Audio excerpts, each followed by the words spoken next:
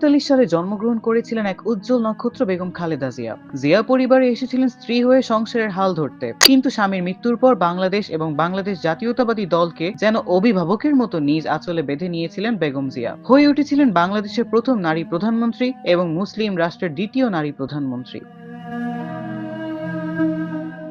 একাধিকবার সাবেক সরকার এবং আইনের ষড়যন্ত্রে লিপ্ত হয়ে হামলা মামলার শিকার হয়েছিলেন, কিন্তু সরাসরি প্রস্তাব পাওয়ার পরও দেশ ছেড়ে যেতে রাজি হন নাই বেগম জিয়া। কারাদণ্ডের পর দীর্ঘদিন চিকিৎসা থাকায় জীবন যুদ্ধে লড়াই করে মৃত্যুর কাছে হেরে গিয়ে 30শে ডিসেম্বর 2025 সালে নাগাদ সকাল 6টায় শেষ নিঃশ্বাস ত্যাগ করেন এই আপসীর নেত্রী। তার শেষ বিদায়ে সামিল হতে আসেন লক্ষাধিক মানুষ রাজধানী ঢাকার মানিক মিয়া এভিনিউতে জানাজায় এবং জিয়া উদ্যানে দাফন কার্যক্রমে অংশগ্রহণ করতে।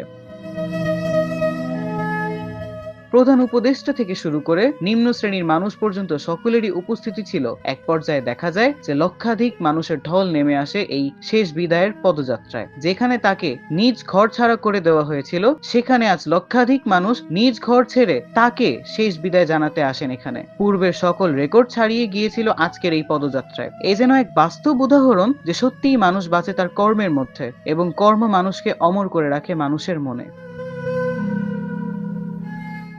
সাহিল আহমেদ, দৈনিক আওয়ার বাংলাদেশ,